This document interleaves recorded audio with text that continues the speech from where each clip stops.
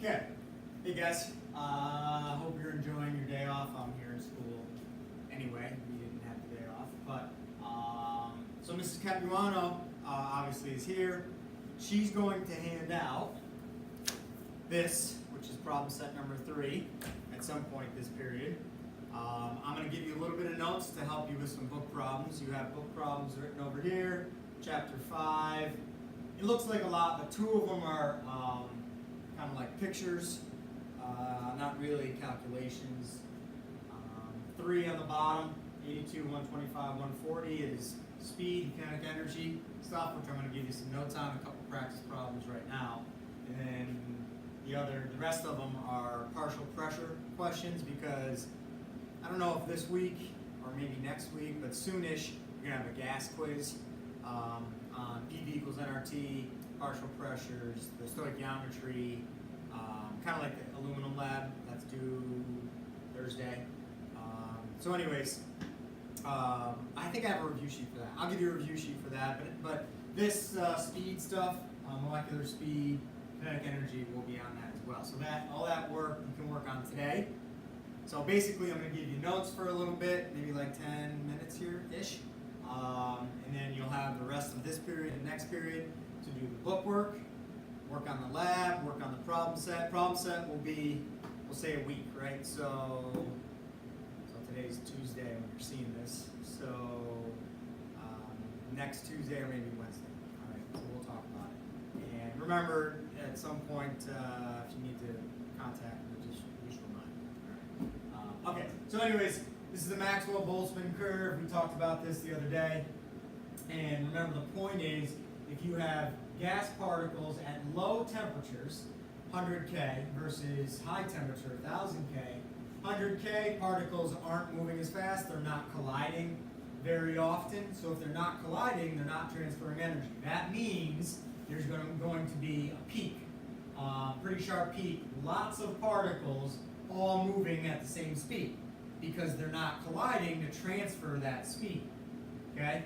As you heat up the temperature, or as you increase temp, it heats up, particles gain energy, they move way faster, they collide all the time, very frequently, so they spread their energy out, so the graph is going to be more flat with more of a curved peak instead of a point.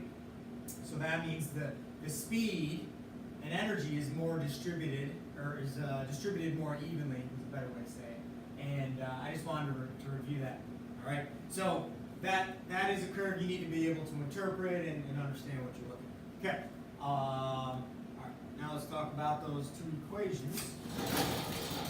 So we got URMS square root of 3RT over molar mass. Remember, this is in kilograms.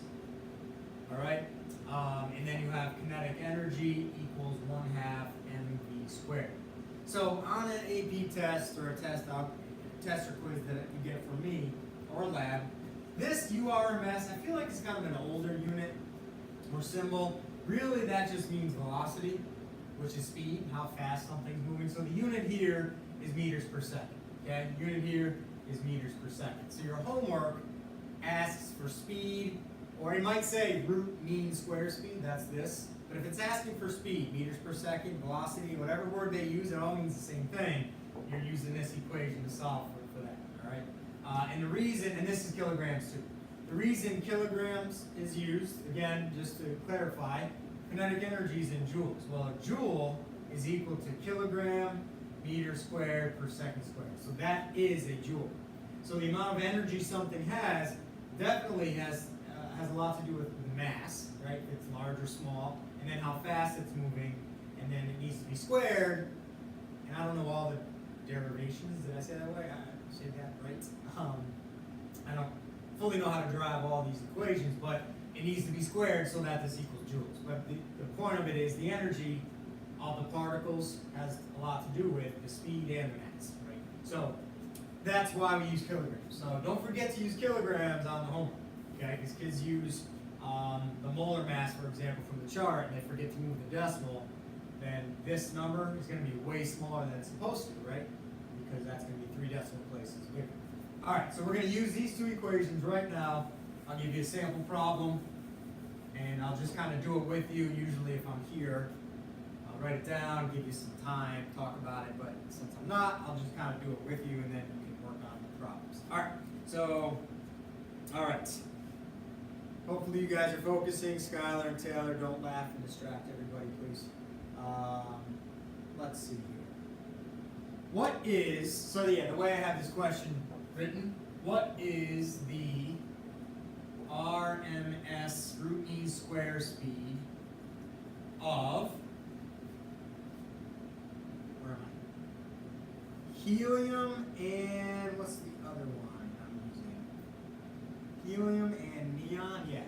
Of helium and neon at 25 degrees Celsius.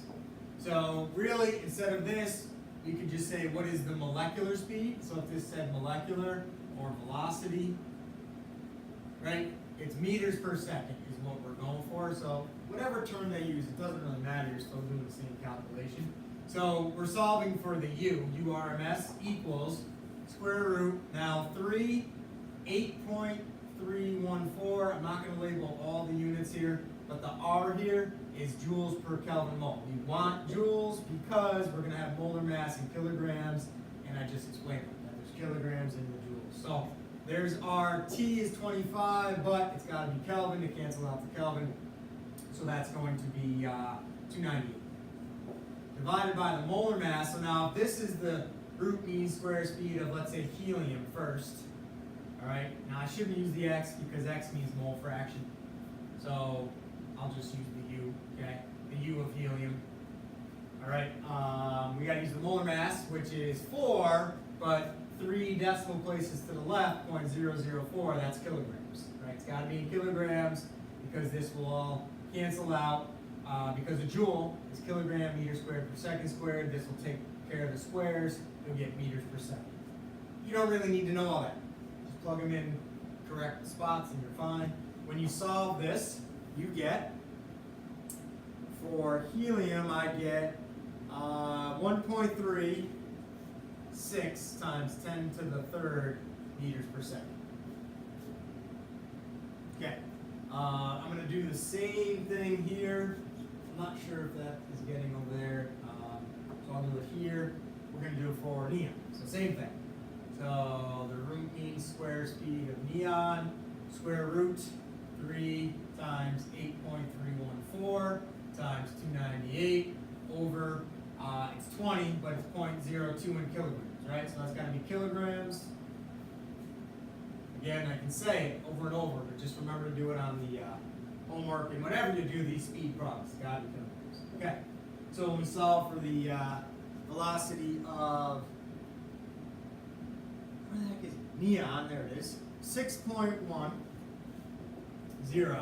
times 10 to the second, so 610. 610. So that should make sense to you. Neon is way smaller. I showed that animation the other day with the box, the blue and the red ones.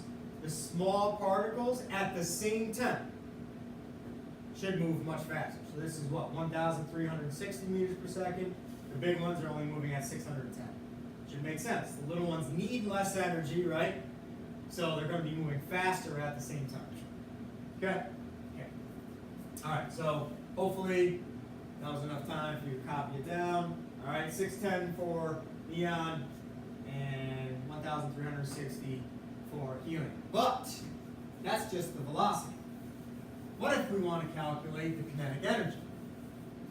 Okay, so that was the velocity. So what if we want to find the kinetic energy of the neon and the helium, right? So kinetic energy is the measure of the, temperature is the measure of the average kinetic energy. So if we know the kinetic energy, or we know temperature, you can figure out the other one. So technically, not technically, but since they're both at the same temp, they should have the same amount of kinetic energy. That might seem confusing because we just said helium's moving way faster than the neon, but remember the mass is the factor. So how do we find kinetic energy? Kinetic energy, we'll do helium first. Equals 1/2. Now the mass right? mv squared. The mass is 0.004. Again, kilograms. The velocity, we just figured that out. That's the URMS. That was 1.36 times 10 to the third meters per second. And now we got to square that. 1/2 mv squared. So the kinetic energy of helium is, my notes are a mess for this one, sorry. 3,700 joules. I feel like I rounded that, but you'll see that's good enough once I do neon. So there's the kinetic energy of helium. Okay, kinetic energy of the neon sample. 1/2, 0.02 kilograms times 610 squared. Okay, so instead of 6.1 times 10 to the second, I just did 610. All right, so 610. Hopefully you're staying with me. When you multiply this out here, you get 3,721 joules. So in the whole grand scheme of things, that's pretty close to the same exact number, which makes sense because they're both at 25. So if temperature measures average kinetic energy, I would expect if both of these gases are at the same temperature, they should have the same kinetic energy, or else the definition of temperature is wrong. So that should make sense to you, I hope, that if they're at the same temp, they have the same amount of energy. Doesn't mean they're moving the same speed, because molar mass, the size of the particles, the mass, which I guess you could argue is density, all of that plays a role, right? So the mass changes the velocity, how fast it moves. Yeah. All right, so you're going to need to be able to do these calculations on the homework problems. Now, I didn't really word this very well. This is for a mole of helium and a mole of neon. Okay, so this is for 1 mole. 1 mole of helium gas, 1 mole. So 1 mole of those gases. What if I wanted to know the velocity and the kinetic energy for just 1 atom? Right? So if we did 1 mole, that's 6.022 times 10 to the 23rd atoms. What if I wanted to know these numbers for just 1 atom, not an entire mole? And that's, I think, one of those questions, maybe 140, I think, asks that. It asks about an atom. Okay. So, let's see. Which one did I do? I don't think I did both. I think I just did one. So, if I wanted to know the kinetic energy for, okay, so if we want to know so we'll take the numbers we just found. What is the kinetic energy of 1 atom? One atom of helium. Okay, based on the kinetic energy we just found. So the kinetic energy of helium is 3,700 joules. There it is. Okay, so that's for 1 mole. So technically, this unit would be that. That's how many joules are in 1 mole of helium gas. So if I want to know, so this is helium and this is a mole. If I want to know the kinetic energy for helium, but just 1 atom, right? So not per mole, but this is going to say per atom. How would we do it? It's just a simple conversion. And I just want to go over this with you because I do think one of them on the homework is like this. Plus, I've seen on an AP test where they ask for energy for an atom, not just a mole. So, this is where we start. This is for 1 mole. And now we really want atoms on the bottom. So we just use Avogadro's number. 1 mole, 6.022 times 10 to the 23rd, right? So moles cancel. 3,700 divided by 6.022 times 10 to the 23rd. That should make sense to you. If you have this many atoms, right, that's 1 mole, and this is the energy for all of them, then you would have to divide that number by Avogadro's number to get the energy for 1 atom, right, for 1 particle. So when you divide those, you get joules per atom, which is 6.14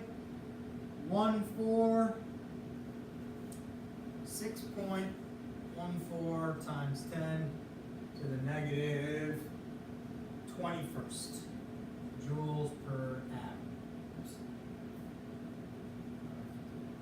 Which makes sense. So one atom of helium from that example we just did would have that many joules. It's a ridiculously small amount, which makes sense because if you have 3,700 joules spread out among all of those particles, that's a lot of particles, right? 1 mole, power of 23. It makes sense that for just one of them, it's going to be a tiny, tiny one, right? So that's it. I guess that was like 15 minutes or so of notes, but that's it. That's all I got here. Just pay attention on the homework. Does it want joules per atom or joules per mole? It'll tell you, okay? And then you know what to do from there. Oh, actually I did write myself a note. I'm actually not going to show you. Sorry. I want to see if you can figure it out on the homework. Sometimes it might be easier, instead of converting joules per mole to joules per atom, when you're doing this equation here, or using this, and this is supposed to be joules per atom, instead of converting at the end, you could always convert this number, right? So if 0.00, so for helium, 0.004 kilograms, those kilograms are in 1 mole, right? 1 mole. How many kilograms, right? So, well, you can do a proportion. Yeah, I know some of you like proportion. I'll do this one in proportion. So if you have 1 mole, then how many kilograms? That's not going to work. Never mind. I can't do that. Sorry. Scratch that. Can't do that. So this is your unit on this number here, right? If this is how many kilograms are in 1 mole. Basically, you're going to multiply by 1 mole over the Avogadro's number again. I guess I am showing you how to do it. And that'll give you kilograms per atom. And again, it just depends on the question and how you want to do it. You could convert your joules at the end, or convert the mass before you do the calculation. Doesn't matter. 6 of one, half doesn't of another, whatever. Alright, so, I'm going to stop talking now, because it is weird when no one's sitting here. So hopefully that was helpful. You got the notes down. Do that book work. Here's the problem set that Mrs. Capuano will hand out. And you have the rest of this period and next period. Do the book work, because that's due tomorrow. Then, so I would do the book work first, do the lab, work on the lab, and then the problem set. You can work together. If you want to discuss some things as a class, that's fine. I already told that to Mrs. Capuano. So that's it. All right, I'll see you guys tomorrow. Mrs. Capuano, thank you.